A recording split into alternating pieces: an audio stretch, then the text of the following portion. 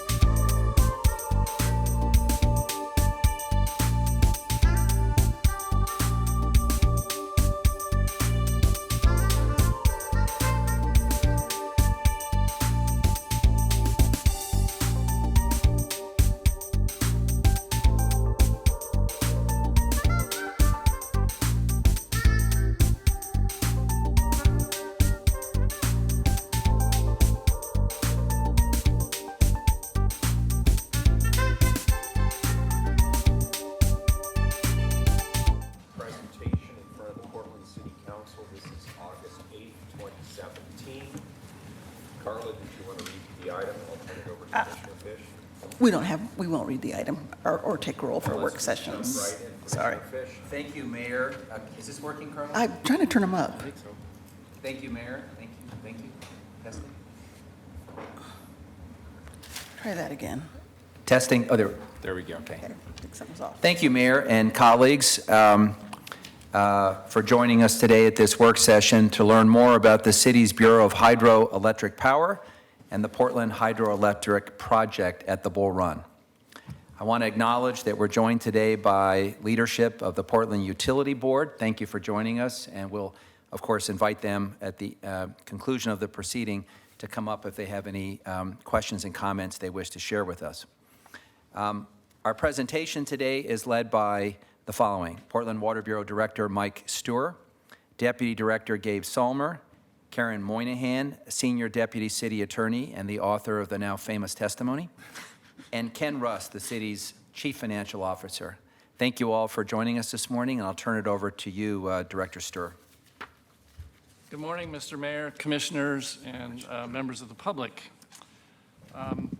Commissioner Fish introduced the people sitting at the table, but we have some more folks here to support us and may offer comments later or not.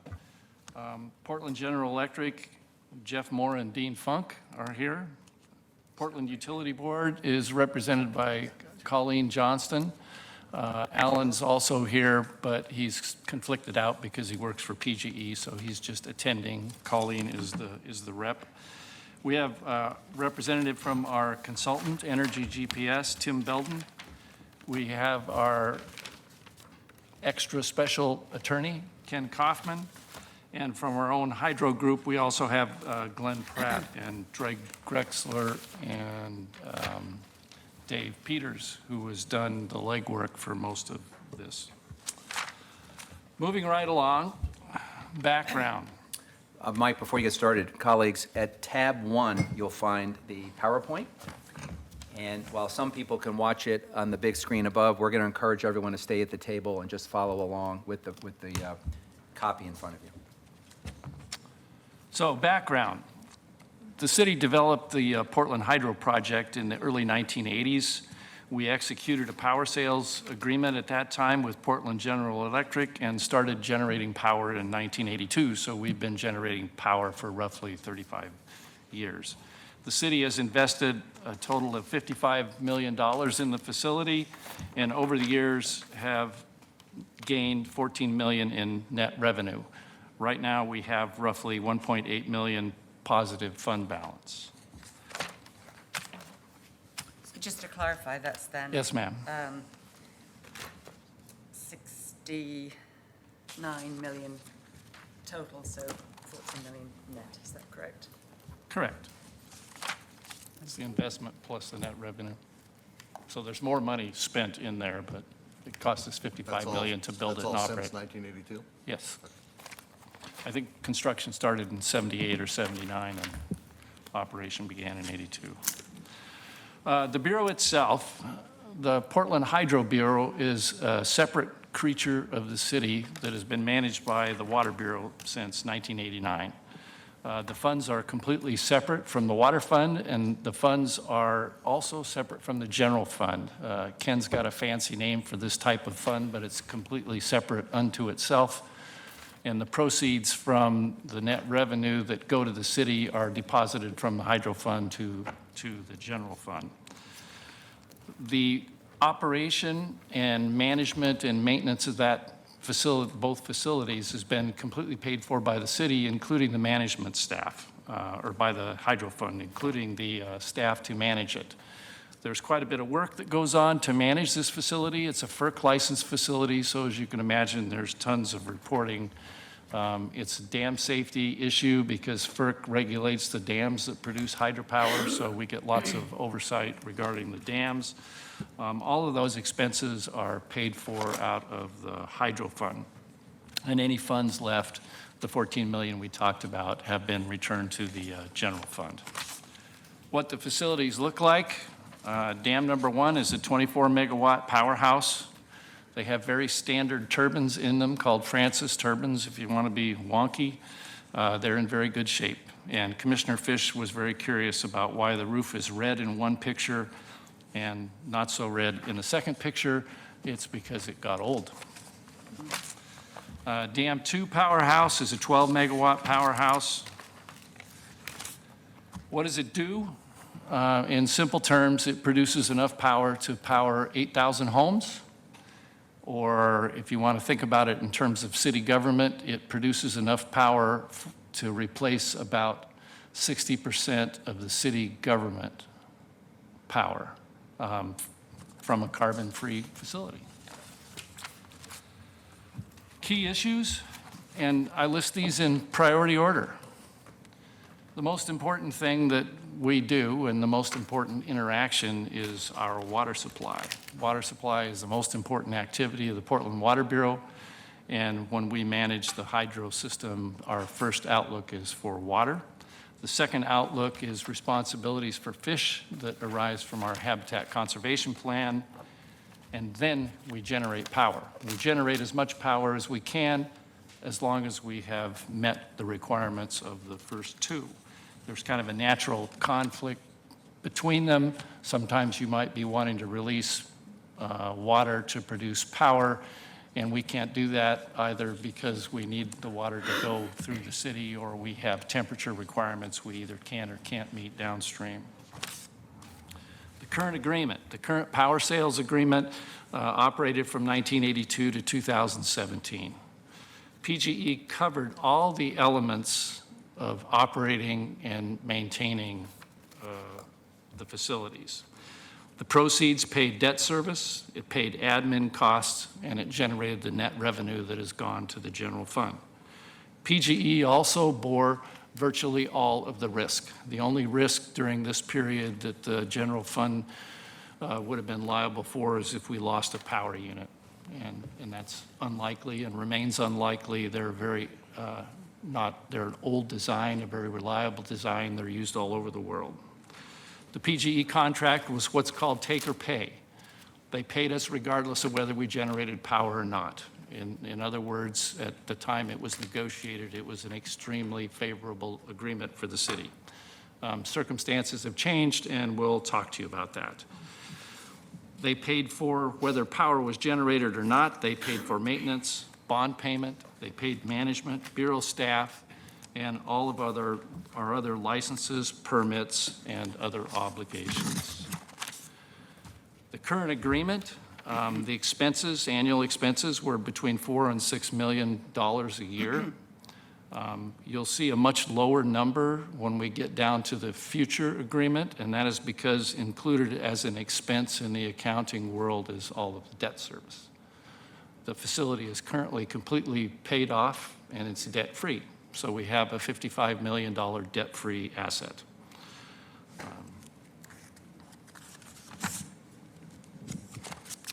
The new agreement. PGE will continue to purchase power from the project. PGE no longer wishes to operate or maintain the power plant.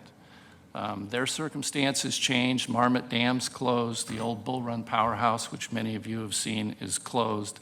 And they no longer have the staff in the area to operate the combined facilities. PGE will continue to maintain the power lines. They have power lines all over the state. Our power lines, we own 10 miles of transmission line, connects to PGE's grid, and they will continue to maintain our power lines. Okay, separate. New agreement. What I'm going to do is turn this now over to Karen Moynihan, who gives such exceptional briefings, and she's going to talk a little bit about the contract.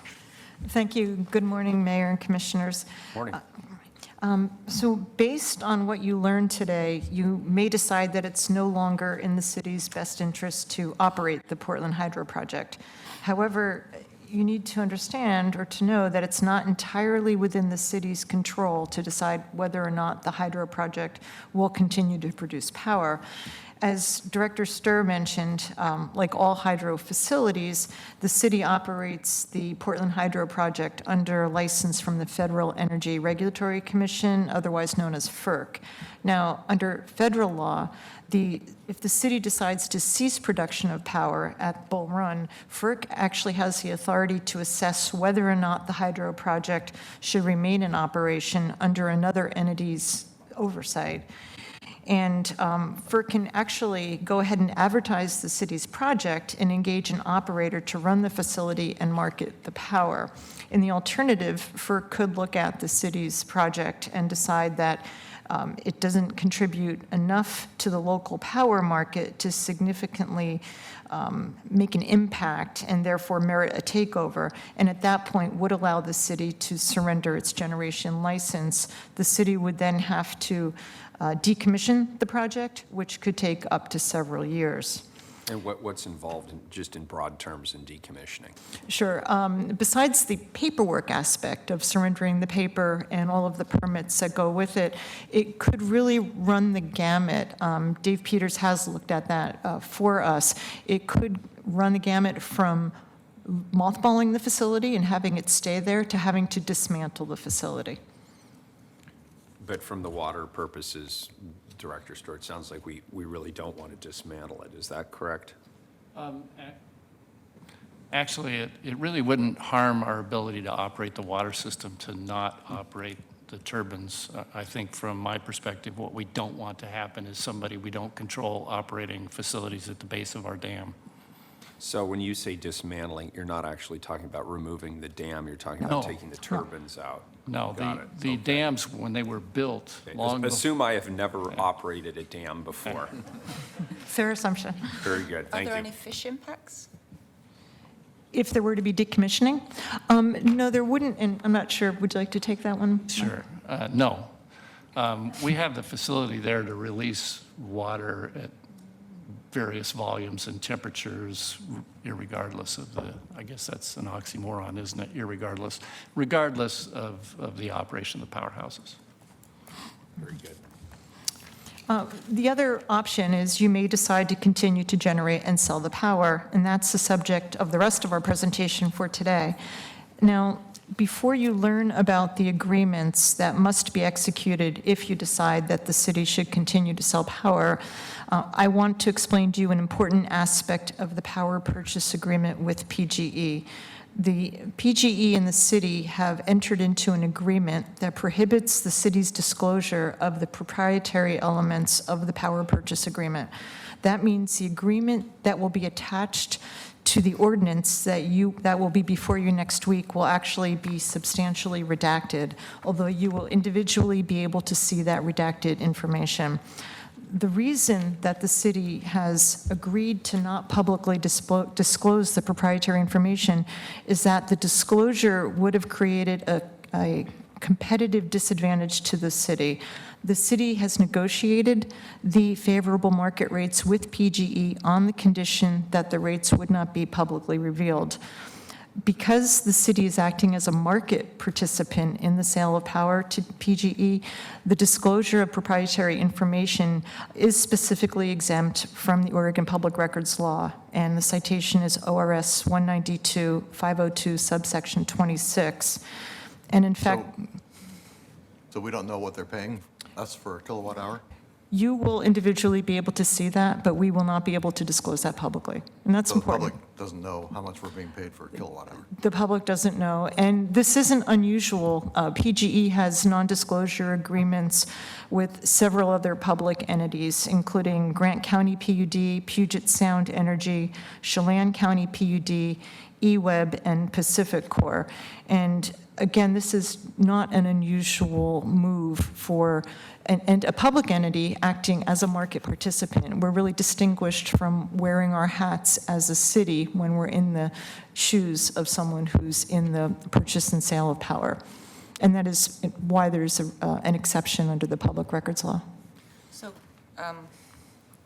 could we even discuss this if we had everything open to the public?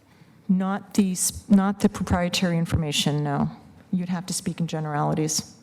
As you'll see when we trip through the presentation and Ken does his usual outstanding job of explaining the finances, we can show you how much revenue we generate and so on, but the exact specifics of the detail are part of the non-disclosure agreement. And that's very typical in the industry, and that's why there's the exemption in the law. For example, eWeb, Eugene Water and Electric Board does the same thing. Could you, I'm sorry, Commissioner, please. Thank you. So if we were to insist that everything be open, PGE wouldn't even come to the table, is that what I'm hearing? Exactly. We would have to walk away from that deal.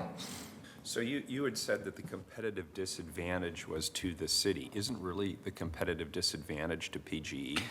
Well, it's actually both, because we would lose those rates, and so we would no longer have competitive But the rates. concern that's driving Yes. the non-disclosure is PGE is giving us deal X, whatever deal X happens to be, and the concern is they may have given somebody else deal Y that is not at the same price, and that somebody else then goes to PGE and says, forget it, we want what you gave them. Is that the concern? That is exactly the reason why PGE insists upon the non-disclosure Okay, why do agreement. we insist on it then? I'm not sure I understand. I We understand their can't, side, we I'm not can't sure I get a understand ours. deal like that. We can't get the best deal for the city by buying at flat market rate. But how do you know if everybody else has a non-disclosure agreement? It's why we hired all these experts to help us do this. How do we know that they know? It's above my pay grade. I really think that in many respects, this isn't rocket science, and there's a range, and we know what the range is. It's and- not, but it sounds like poker. I don't think it's poker, and I would ask that you wait until Ken wades through the I will look finances. forward to that. Make me feel comfortable, Mr. I'm Russ. throwing you under the bus, Ken, I'm sorry. So with the operating agreement expiring, I mean, have we tested the waters? Like, is Pacific Power interested in having an operating agreement with us? Mike, do you want to respond to that? I do know that, We looked at all of the options, and one of the challenges, and I don't pretend to be any expert in how this thing works, but our lines hook to PGE lines. We had Energy GPS, who's an acknowledged expert in the industry, and we had Ken Kaufman, the attorney I mentioned, who's an energy attorney, help us do this. One of the challenges when you run, it's like water. Well, it's not like water, you can't mix water, but it's kind of like water in a way. One of the challenges when you run your juice over somebody else's lines, you pay a tariff. We run right into PGE's lines. We felt it was smart to not pay the tariff because in the end, that comes off of whatever deal that you can arrange. We think we've made a very, very smart approach and will generate the most revenue from this. And Ken can explain the revenue part of this better than I can. Good. I mean, the only thing I'll say here, just by way of parallel, you know, this really, I don't think, is a comparison of us versus other market players. You know, really, we're looking at our own pro formas, right? We're looking at our own finances and making our own decisions about the relative financial risk. And it sort of reminds me of a long conversation around private equity. And we don't really know if we're entering into an agreement with a private equity general partner, what the other limited partners alongside of us are actually paying to participate in a given transaction. And ultimately, we really don't care because it's really about us and our fund and our portfolio and our performance. But anyway, this is, I didn't realize and Mayor, people let me- did this in the power sector as well. It's Let me just jump in on one key point here, which is you are going to get some information today about the general terms of the agreement. You are going to learn that we've have an agreement in principle subject to the council action that locks us in above market. And you're going to, we have offered and will continue to offer to each office a chance to come in and review the numbers. And you know, this is an area where there is a compelling interest for all of us to scrub what we are allowed to have access to and make our best judgments. But it is, as I learned, it is not inconsistent with industry standard in these cases where the actual numbers are not disclosed more broadly. very good. I appreciate that. Thank you, Commissioner. and just to add, if this does add to the level of comfort, I can attest to the fact that these numbers, these rates from PGE were not just handed to the city, they were actually hard fought. Ken Kaufman and the team, I think, negotiated until almost midnight one night with PGE after attending a rate hearing down in Salem related to PGE. So these rates were negotiated over a period of time, and there was a lot of, a lot of back and forth on this. So we did have a market participant say, to the extent that you can in these situations. Excellent. And that's very helpful to know. Okay. Thank you. I appreciate that. Sure. And with this, I'd like to turn over the presentation to Deputy Director Gabe Solmer. Thank you, Karen. So I'm going to go through what the actual agreements are so that you have that. And remember that the current agreement really covered all of the bases, and now we are moving to a paradigm where we have a number of different agreements. So I just want to walk you through those. The first of the four agreements is actually one that came to council on July 20th. It's the operation and maintenance piece of that. That's the expense side. So that's already been signed, and I'll go through that piece of it so that you have that information as well. The other three pieces, obviously on the revenue side, you've got the power purchase agreement. That is what we have just been talking about. You also have two other pieces, which are a scheduling agreement. This is how we actually move the fixed and the variable power. And that's a 24/7, 365-day concern. And then we have our transmission and maintenance agreement, also with PGE. And those would be the subject of the package that's coming to you on August 16th.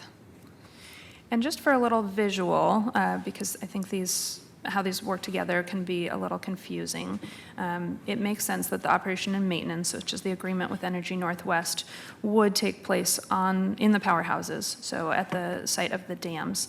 That is the operations and maintenance piece. Then as the lines go out, you have agreement, we're calling agreement number 4, the transmission and maintenance piece with PGE, and that is the actual work on the transmission lines.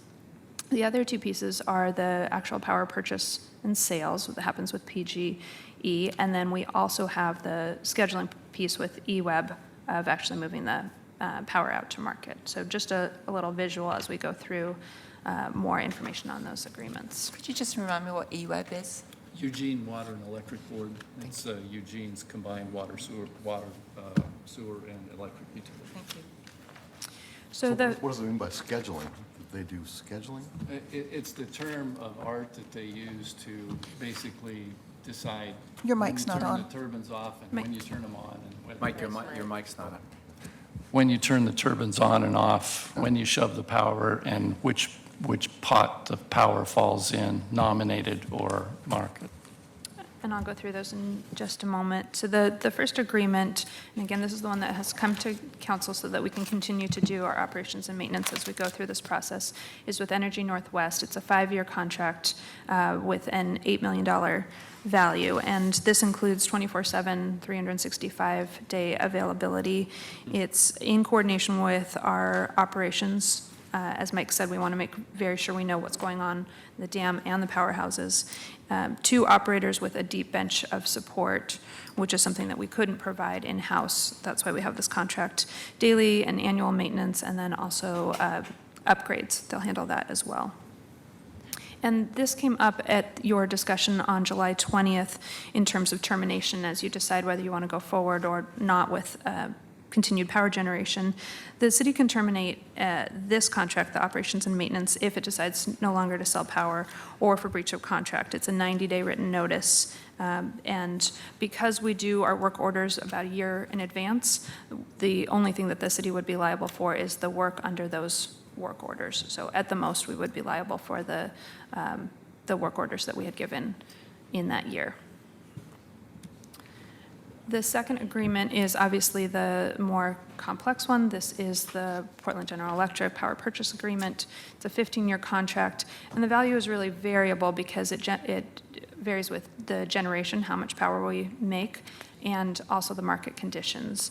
And there is a fixed portion, as Mike was just alluding to, and a variable portion, and we'll go through that because that has a lot of implications for the market rate and that piece of it.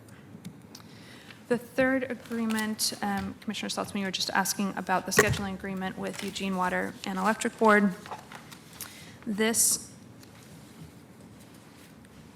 is a 5-year contract with annual renewals thereafter, and it has a value of $420,000. It's $7,000 a month. And this is also a 24-hour coverage. It's the economic dispatch model that we use to actually decide when the power is being provided through the nominated amount, the fixed price that we get, or when we can maximize the value of any remaining power and sell that at a higher price. And it's about a 70-30 split. And this is the group that will actually issue those dispatch orders. And just to put you in mind of this termination clause, this is that there's no damages, no guaranteed payments. It's a 90-day written notice. And then the last one is our transmission maintenance agreement. So this is actually the work on the lines.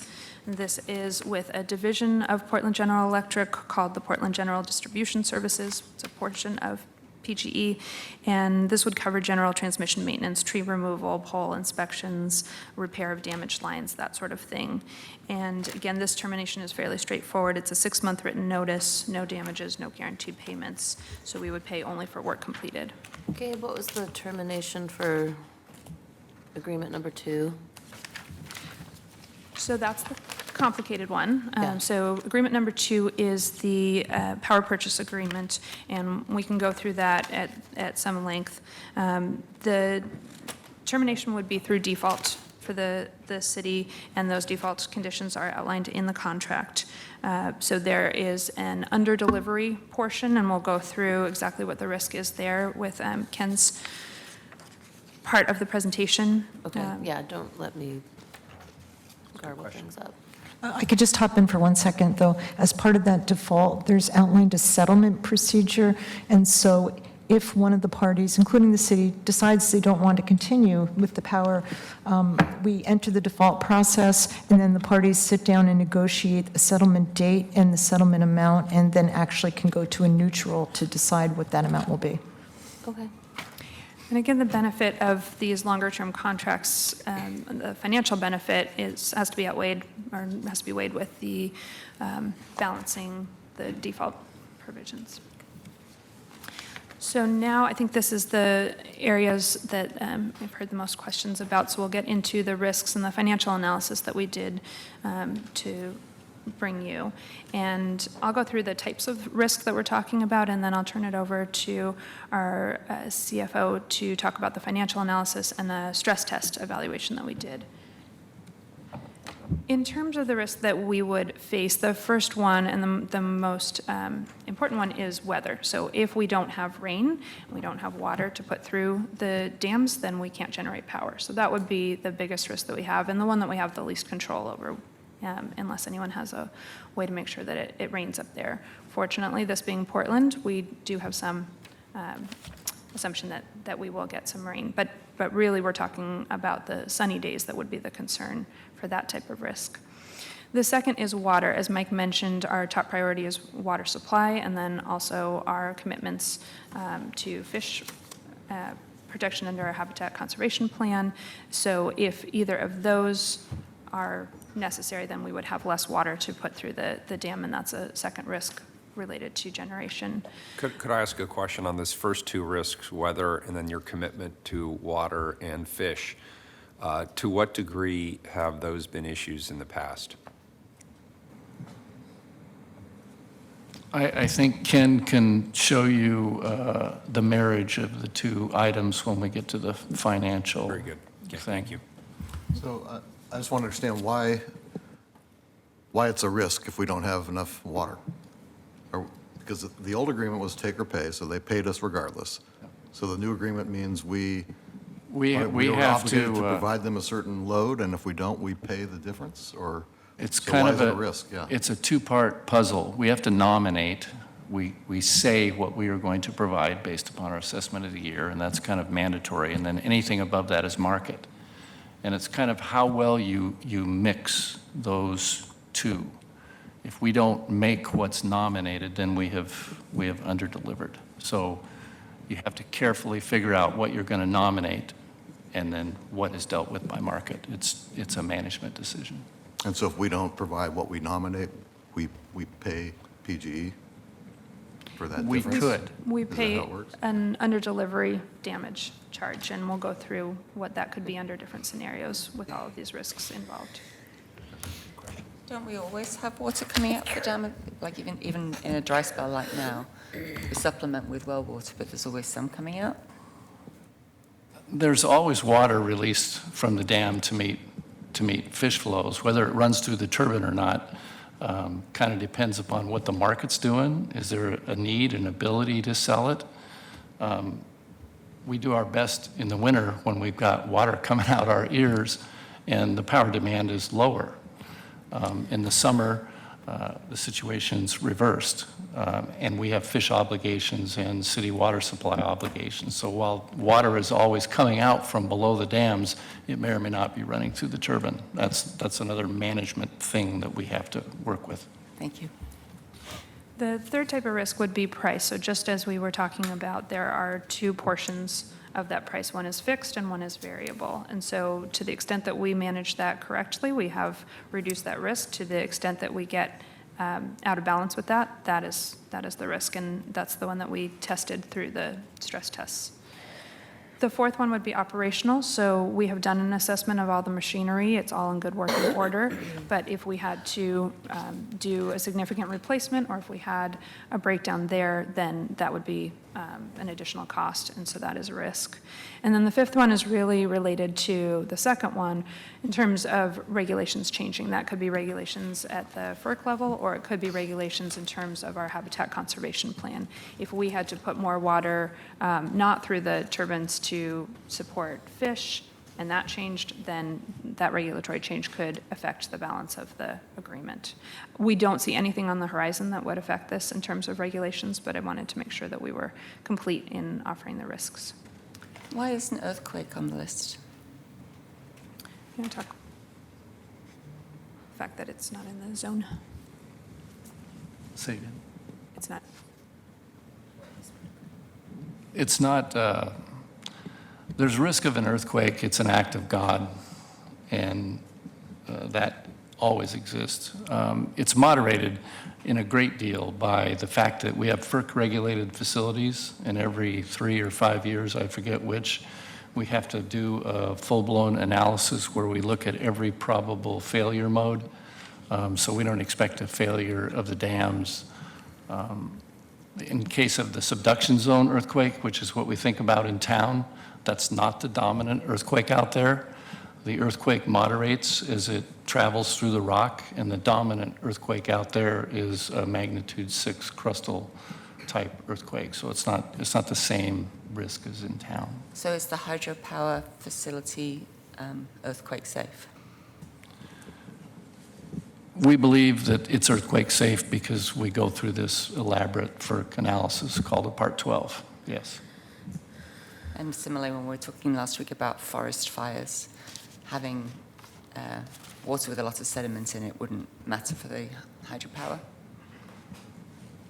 It probably wouldn't affect hydropower. We would have other considerations we would be worried about. Thank you. So with that explanation of the risks, I'll turn it over to the Chief Financial Officer, Ken Russ, to go through the rest of the financial analysis. Thanks, Gabe. Before I get started, just to introduce myself for the audience, I'm Ken Russ, the city's Chief Financial Officer, and one of my duties, one of my many duties, includes reviewing financial plans and agreements that affect the city's fiscal health.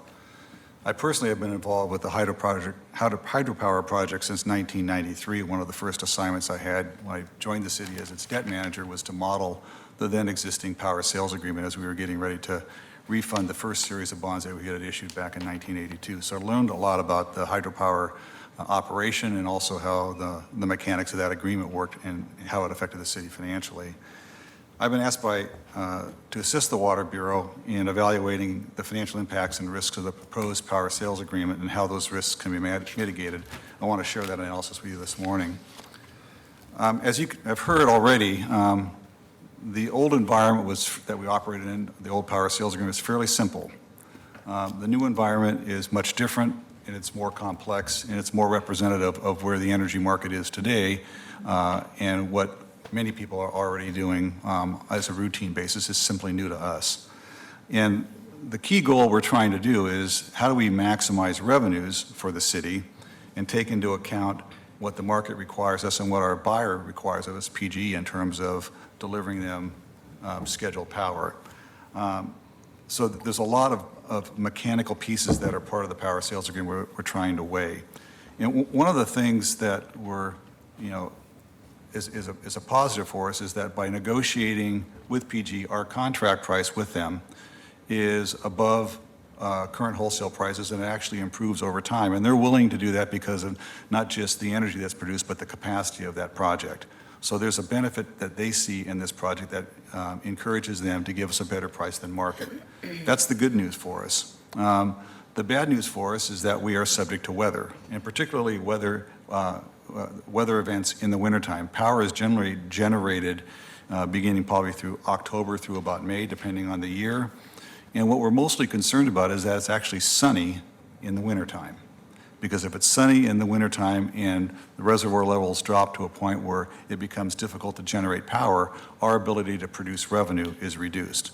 Now, generally speaking, it rains in the wintertime. So the risk of that is lower, but it's still a risk, and we've experienced that in the past. One of the kind of the levers that we have in this agreement is that we want to negotiate what we call the specified amount, which is the amount of energy and the capacity that we're going to provide PGE throughout the course of a year, and we can do that each year. Now, the specified amount, then, we are paid the contract price, and the contract price is better than market. So we would like to have as much specified amount as possible. However, by having a really high specified amount, that obligates us to deliver that amount of power. And if we're not able to deliver that amount of power, it subjects us to potentially having to pay PGE for the cost of them going out and buying what we weren't able to deliver to them. So there's a balancing act between increasing revenues, taking advantage of that high contract price, and producing, that larger specified amount, and weighing against that what happens if we aren't able to deliver because weather events prevent us from producing power. Could I ask a couple of questions on that? First of all, how often is the rate negotiated? Is it once for the 15-year contract, or is it on an annual basis? How often is that? It's set for the contract, and it increases over time per the contract. And it increases at a set percentage? There's a set schedule, I believe, for the rates that we've negotiated. Okay, so a set schedule.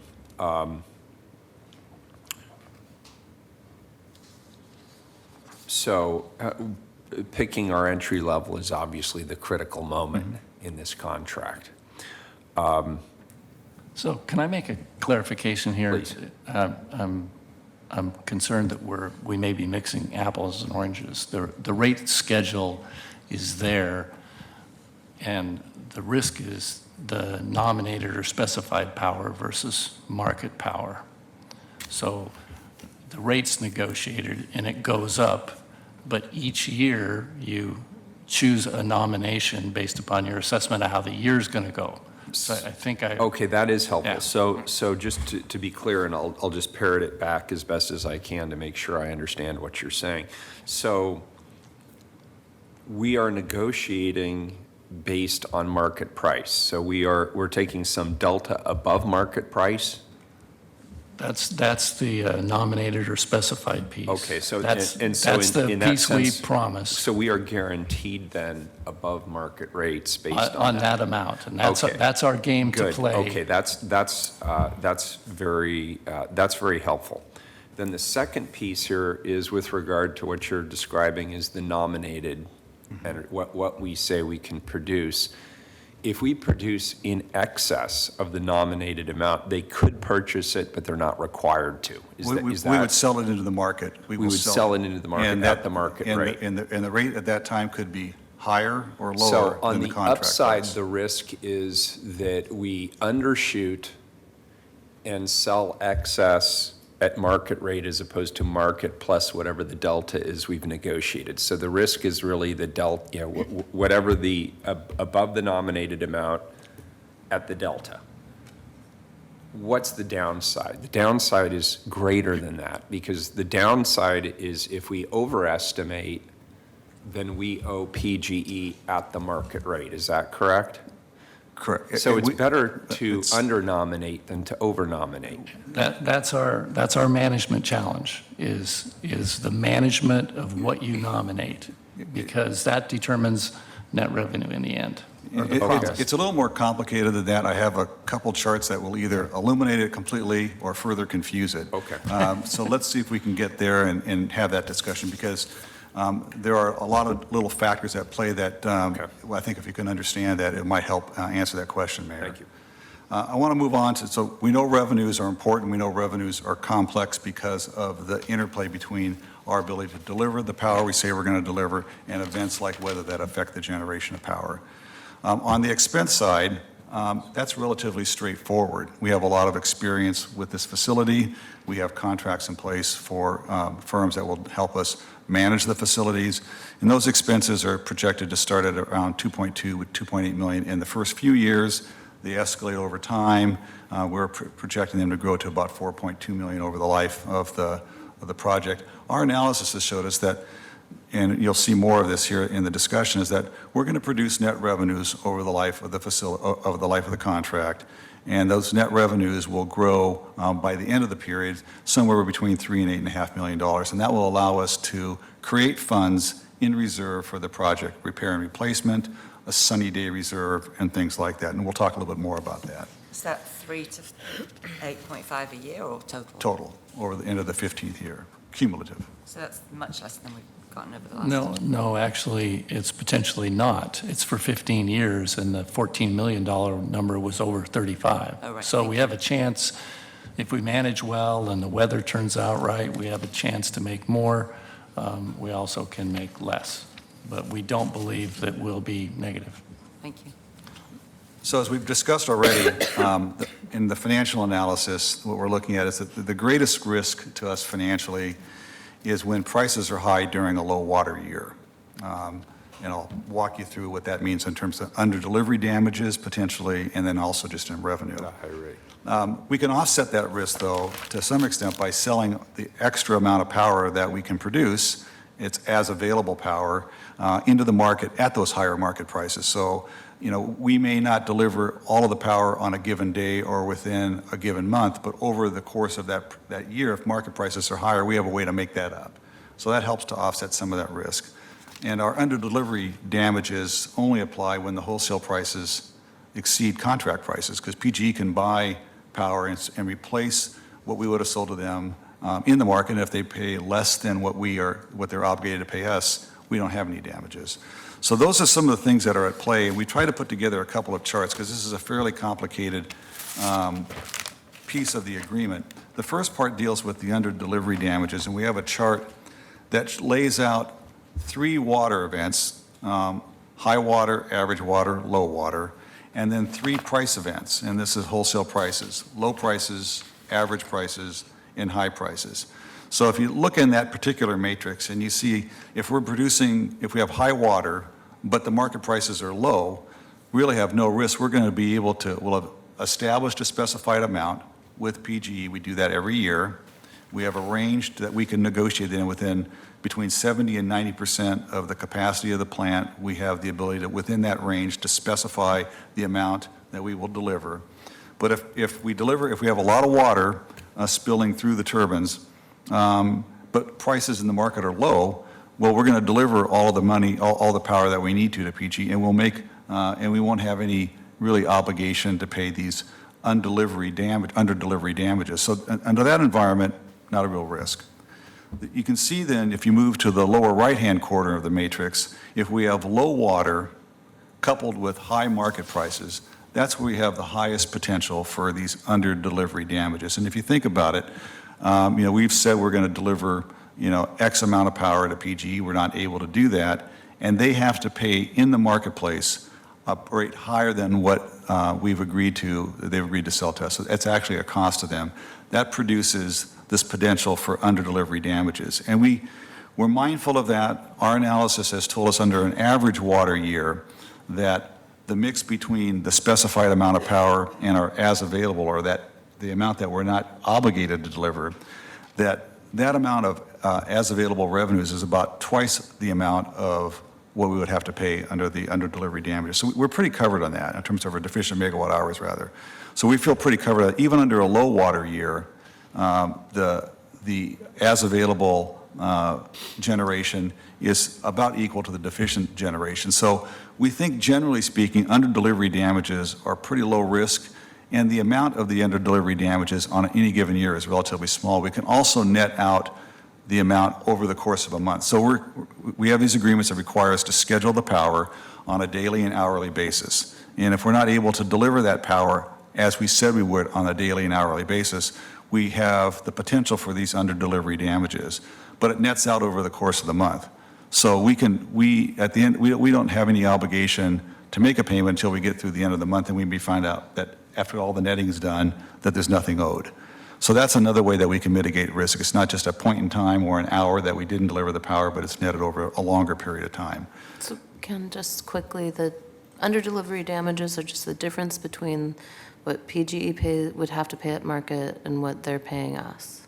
So is that? Correct. I mean, no other factors involved? We're obligated to deliver amount of power to them. Right. If we don't, and they have to buy it in the market. Yeah. If they can buy it for a price cheaper than they're required to pay us, There's no There's no damages. underdelivery. Only in Okay. that event where it's higher do we have an obligation.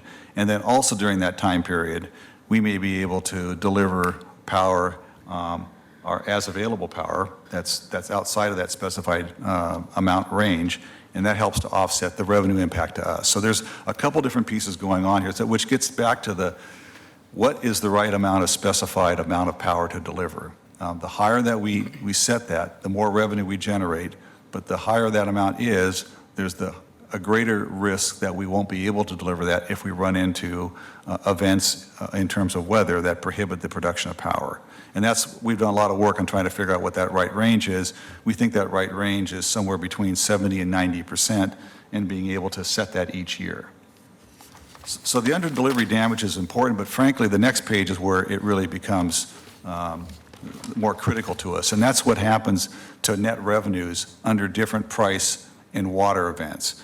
And here we have a lot more potential to be harmed if we run into a situation where we simply have low water and low price, even low water and high price. We're just not able to sell as much power as we're obligated to, and when we do sell it, if it's at low price, we don't make very much money. So the risk to us always is on the net revenue side, the bigger financial risk, and that's where weather becomes really important to us. Under average weather conditions and average price conditions, we're generally okay. It's that low water event that becomes the item that we have to carefully manage. Now, one thing to note in this analysis that we've done, we have about 63% of our power production that we're forecasting to be paid at the contract price. That's a lot of money that's guaranteed, that's higher than market price. So we've tried to insulate ourselves by working with that specified amount to give us the potential to get the highest amount of revenue, balancing the risk associated with that. Again, just a very simple question. We had record rainfall last winter, obviously, and so that was good in terms of building up water in our watershed. But what we're really talking about here is the reverse, that Correct. somehow some future impact of global warming is not record rain, but a shortage of rain, and therefore triggering a higher risk for us. That's correct. Okay. And really, the only way we can effectively manage that risk over a long period of time, the specified amount helps us a little bit. We don't want to overpromise if we think we're going to be in an environment where in the wintertime it looks like it's going to be a dry year, or the potential for a dry year based on climatological forecasts and things like that.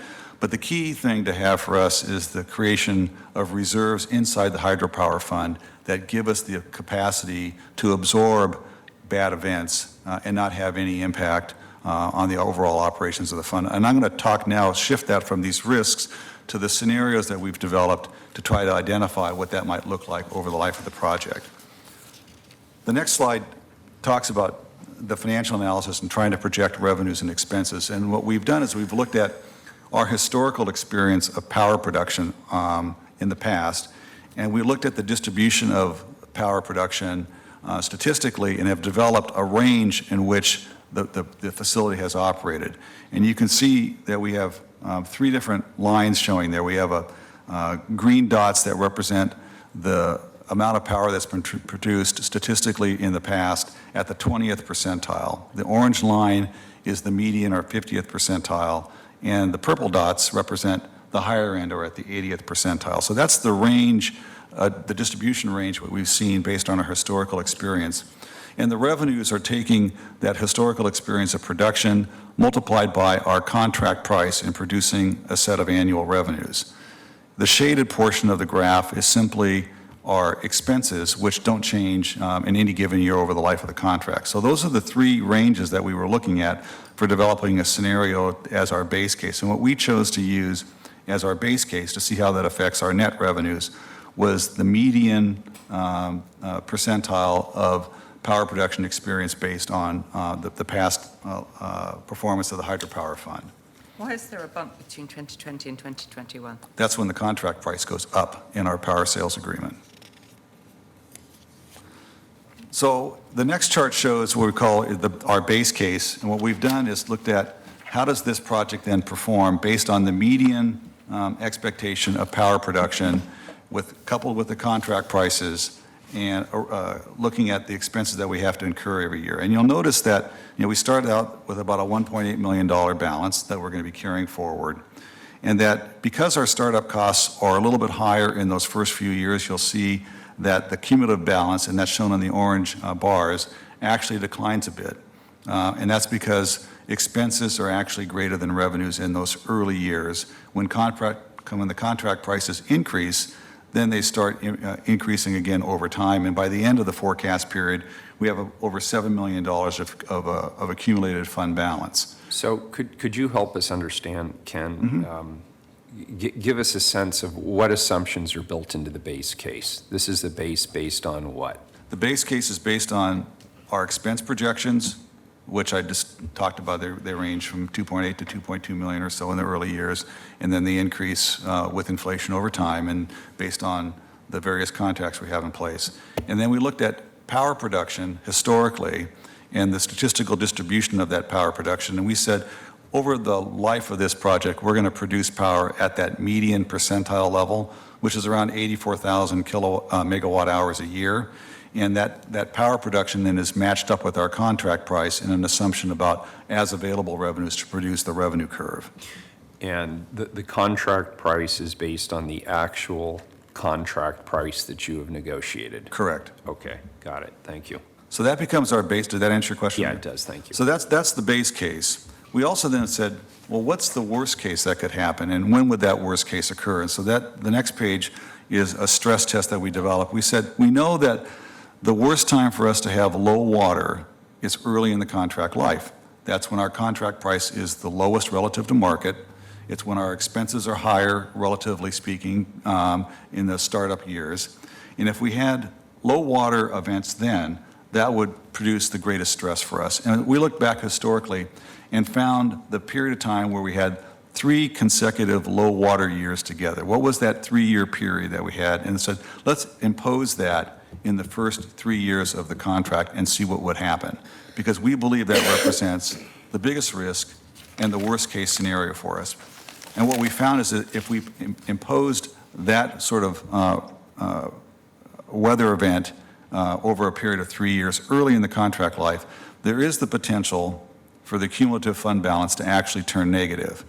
Now, you need to remember that if we saw a weather event occurring like this early on, we would take action to sort of curtail those expenses which we could curtail and try to mitigate that to the extent possible. Could you give us a sense, what is the impact on the general fund in this worst case scenario?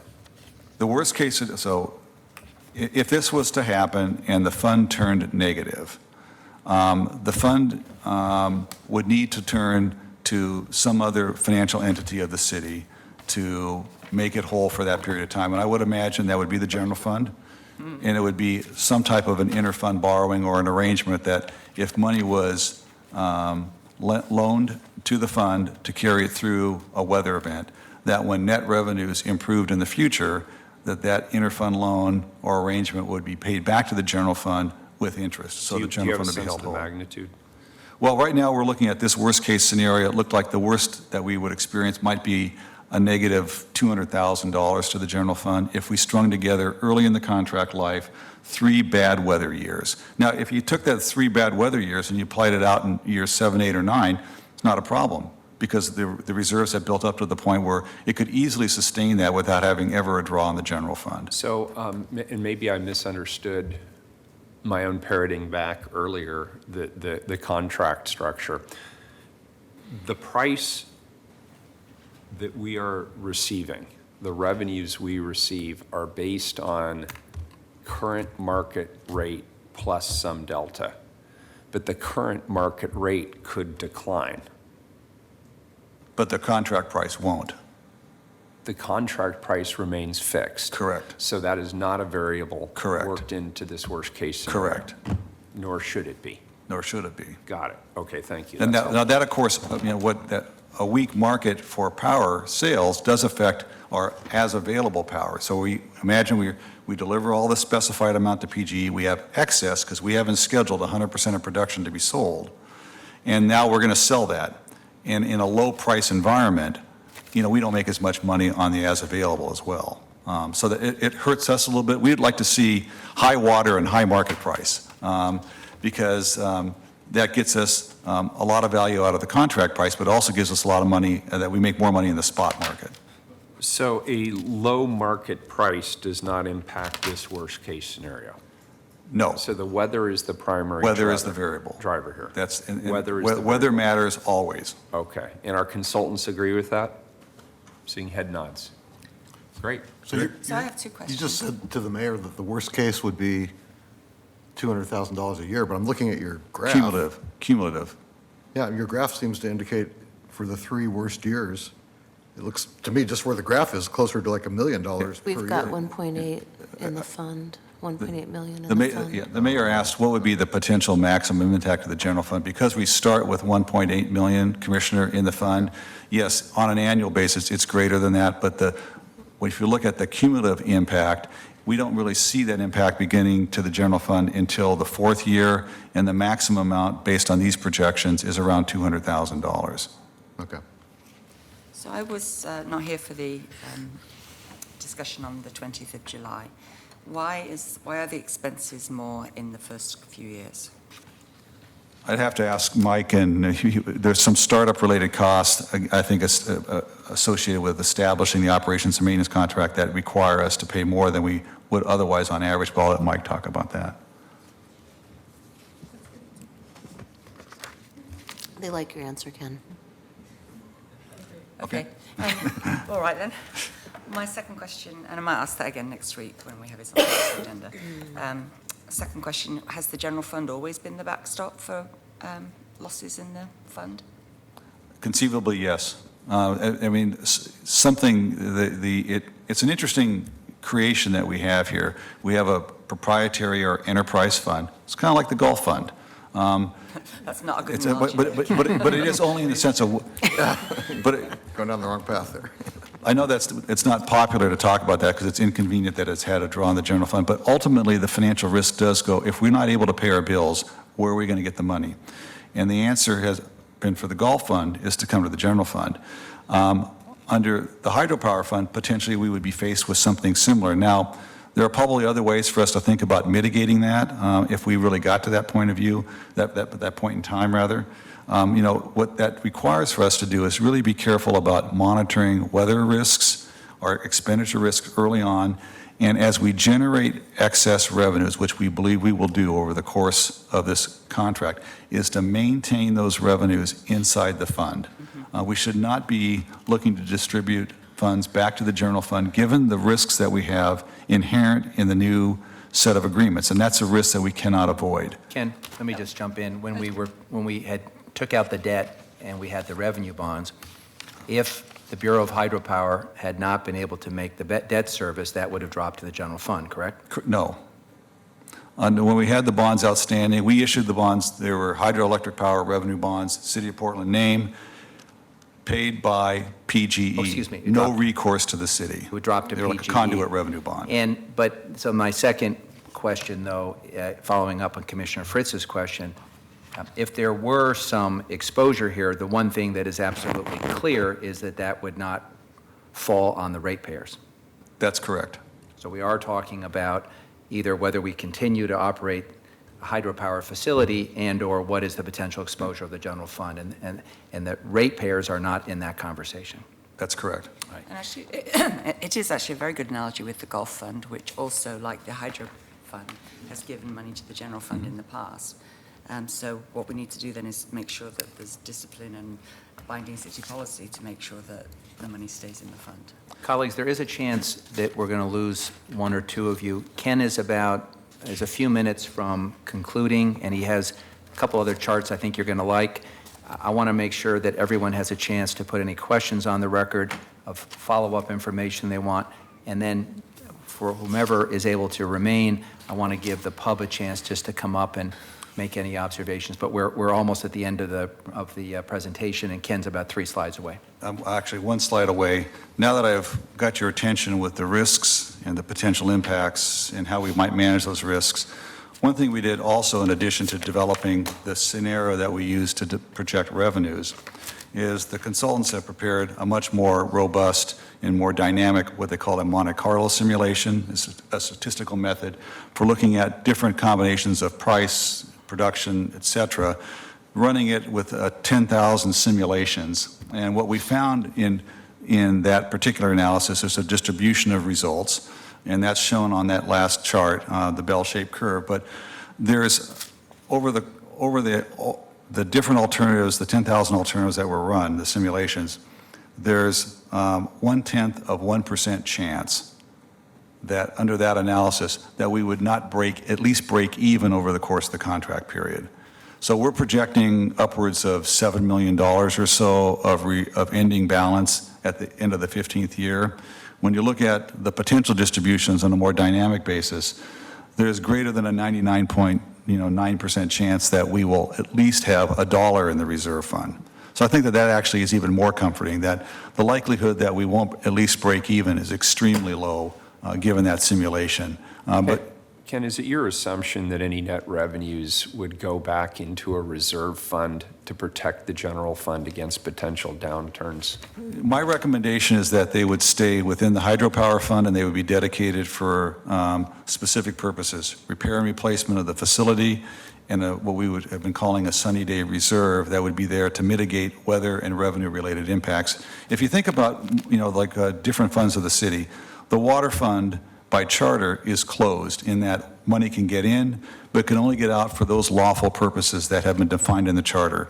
Other funds that are created where we have revenue bonds outstanding, we also have a closed loop structure where money comes in and it can only be spent on specific purposes, and it doesn't leak out at all. And what I would recommend, even though we don't have that restriction in this fund, is that we treat it that way for management purposes. So I would like to absolutely lock that in place. I think it is critical, given that there is some additional risk here to the general fund, and I agree with you that infrastructure needs should also be taken into account. But I'd like us to work with the budget office and have a little more detail on this for the next conversation. Mayor, just to be clear, because Commissioner I touched base with the Independent Budget Office this week.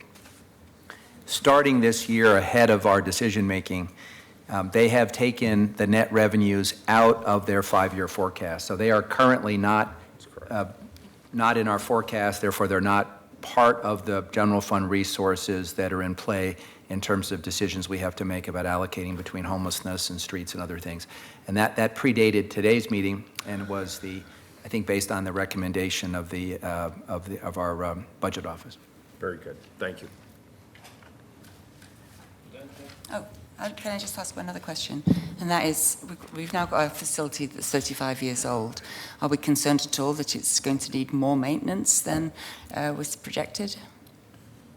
Over the life of the contract, we've annually managed that facility. The building itself is fine, but the turbines are 35 years old, and one of the things that we're putting in the R&R fund is rebuild needs. But the facilities are actually in very good shape. We go through them every year, and between us and PGE at the time, and now between us and the new maintenance contractor. And just because maybe we didn't answer your first question, the startup costs for that contract are about $600,000.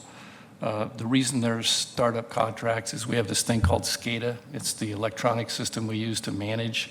We need to upgrade that so it integrates with Energy Northwest stuff, and then we have to set up the employees on site and so on. So that's why the expenses are a little bit more in the beginning. Who's going to do the summary now? I was going to do that. Go ahead.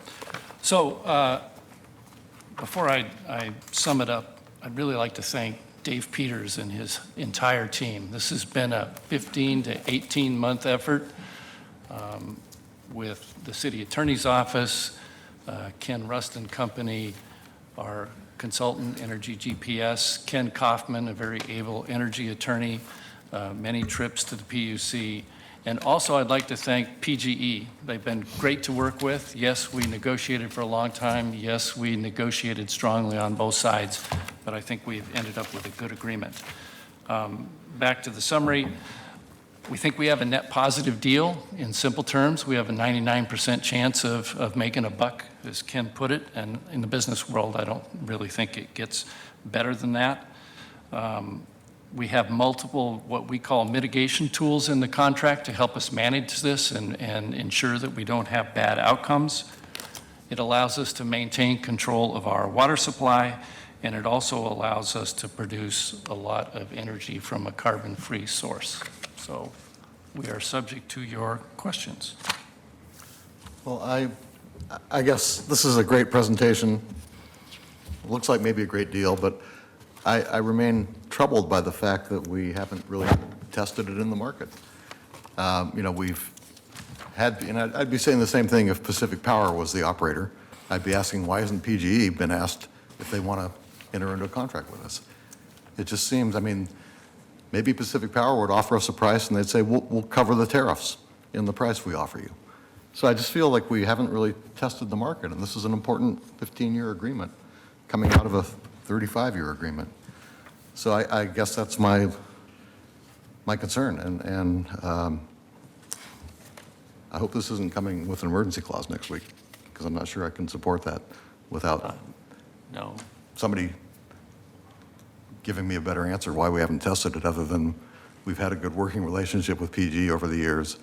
There's tariffs involved, but, I think we're sitting on, from a utility perspective, a pot of gold. Debt-free, carbon-free, 36 megawatts of power. All these utilities are under state mandates to meet the renewable portfolio standard by 2025, to have 25% of their load, at least, generated from renewable resources. I think there's a premium value that somehow isn't being factored in here. And we don't know that unless we test it in the market. So I'm going to let Tim answer this. Tim, get close to the mic, introduce yourself, and be as succinct as you can. Great. Tim Belden from Energy GPS. We did test the market. When we initially started the negotiations with PGE, we went to 5 or 6 market players, got an indication, really good indication of what they were willing to pay. What we would have been able to sell that to at the market would have been the market rate, which PGE is paying above the market rate. So it would have been the market rate less the tariff or toll that it would take to get it across PGE's system. So I feel really strongly, highly confident that that we have tested the market and this is the best deal on the table. And by testing the market, meaning we talked with 5 or 6 other energy suppliers? Energy buyers, yeah. Energy buyers. Correct. But we didn't do like a request for proposals type of approach? No, I didn't do a request for proposals. It's a little bit of, it goes back to this challenge about proprietary information and the restrictions we have on disclosing. And it's look, when I was initially briefed on this, the one part that I had a concern with is that I can brief my colleagues on the price agreement, but it is covered by a non-disclosure. So there's a transparency issue. And I, after getting briefings from the attorneys and the experts, I came to understand why that needs to be. Dan, what I would suggest is we're prepared to give a briefing to each office, to you or your designee, on the actual numbers, where they relate in terms of the market price, and to answer, drill down a little deeper into who we talk to and what confidence we have. I think you're asking exactly the right question, and you either have to be comfortable that we've done our due diligence and this is a good deal or not. And that's why we have framed it ultimately as a question for the council. Do we mothball this facility and discontinue it, or do we go forward? And I am not making a recommendation at this point. I've asked for them to give us the facts and to give the follow-up briefing so that each of you can come to your own judgment on that. Yeah, and I'm saying from the briefing, this looks like it's a good deal, but I guess I'm not sure there's not a better deal out there to be had. So we'll schedule something with your office, and we'll go a little deeper, and appreciate you framing that concern. It's my concern as well. Colleagues, other questions of this panel? Commissioner Udaley? Just quickly, do we feel very confident that the demand for this power will be steady regardless of increases or incredible advances in technology with other forms of renewable energy?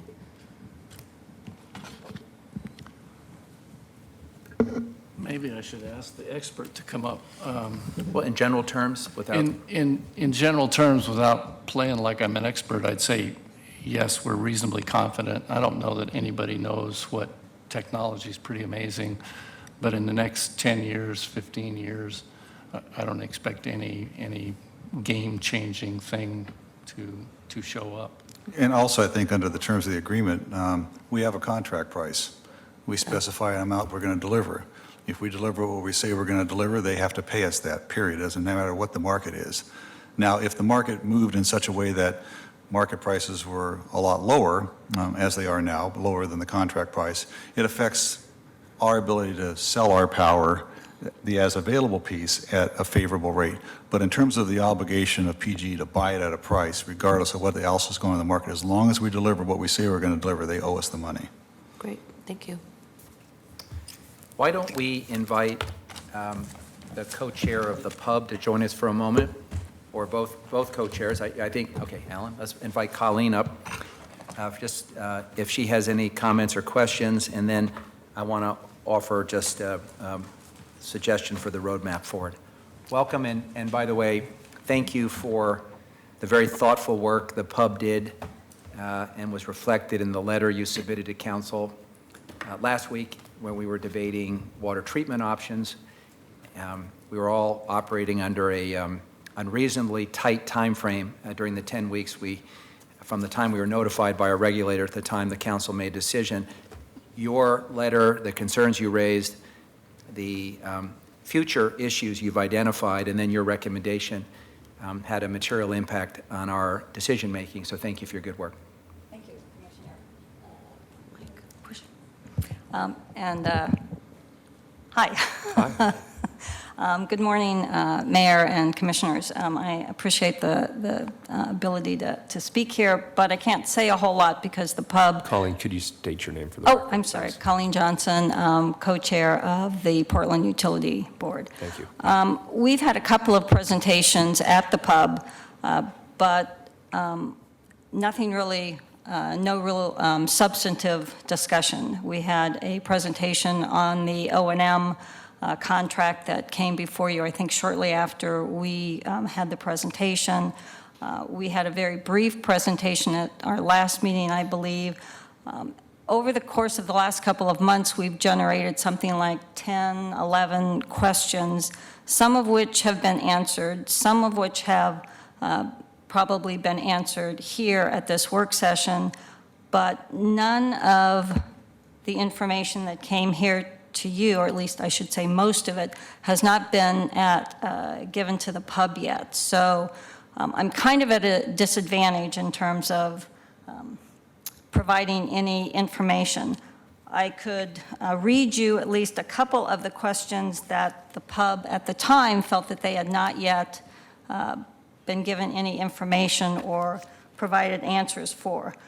One of those questions was, can the Bureau provide the break-even analysis for the suite of contracts under consideration? We were told that that would be presented at this meeting. Another question, the city has not finalized a sales deal with PGE. How will the city ensure that there will be enough revenue from power sales to cover the estimated costs and that this project will not become an expense to taxpayers? Again, we were told that it would be part of the presentation here today.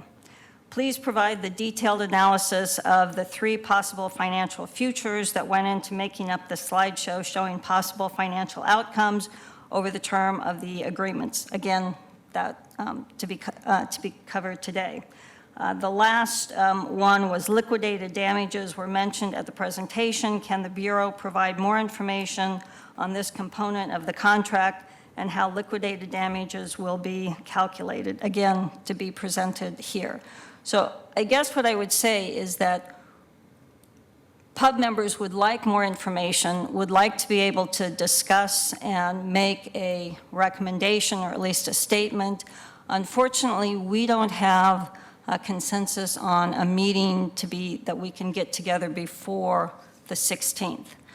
It was my understanding that the 16th would be simply a first reading of these contracts, of the ordinance. Is that correct? Because if it is, then we possibly could get a meeting together between the 16th and when the final decision would be made. I think because our agreement with PGE ends at the end of August, I think as a practical matter, whether next week is a first reading with emergency clause or goes to a second reading with an emergency clause, we have to have something in place by the end of the month so that we can handle the transition. And we'd be pleased to talk to you about ways of maximizing your voice. This is not, because the ratepayers are not on the hook here, and because we're talking about this hybrid bureau, this sort of falls within and without your jurisdiction, but we welcome ultimately your judgment based on everything that you've been presented, like we have, whether you believe this is thumbs up, we should continue this line of work, or whether we should discontinue it, and what your ongoing concerns are. So I'll work with staff I'll follow up with staff to see whether we can kick this to a second reading. It might create a small challenge in terms of having the requisite quorum, because this August is vacation month, but we will do our best to accommodate that. And I do appreciate that. I would like to just mention that at the last pub meeting, I did specifically ask if there was going to be an emergency clause, and I was told no. So I would just like to, again, register that. Well, the question is when we slap it on. It has no bearing on our process if it's slapped on in the second reading. It saves us a 30-day implementation period. And we don't take testimony in our second hearings generally. So, but we'll find a way to maximize your role in guiding our decision making. Okay, thank you. Well, Mayor and colleagues, we've now, you have the full presentation before you. Dan has had enough of this. He's leaving. So, let me tell you about next steps. And thank you for being here, Dan. We are scheduled to have a first reading on the agreements on August 16 at 10:30, time certain. Between now and then, we would welcome the opportunity to answer any questions you have in writing or orally. We are prepared to schedule briefings with each office on that portion of this deal that's subject to the non-disclosure agreement, to give you a comfort level about the above market price we've locked in. And we'll try to be as responsive as we can. But I want to be very clear. Ultimately, the question about whether we continue to produce this carbon-free energy into the future with the risks that have been laid out is for us to decide. I think the team has done a good job laying out sort of all sides of this question, and ultimately we have to make a judgment about our tolerance for risk. And there is, under the worst case scenario, there's a short-term risk to the general fund. Over time, there is an opportunity for us to make some money, and against the backdrop of the fact that the taxpayers have invested quite a lot of money in these facilities, and we have the chance to produce clean energy for a lot of households. I look forward to following up with each of you to hear more about your questions and concerns.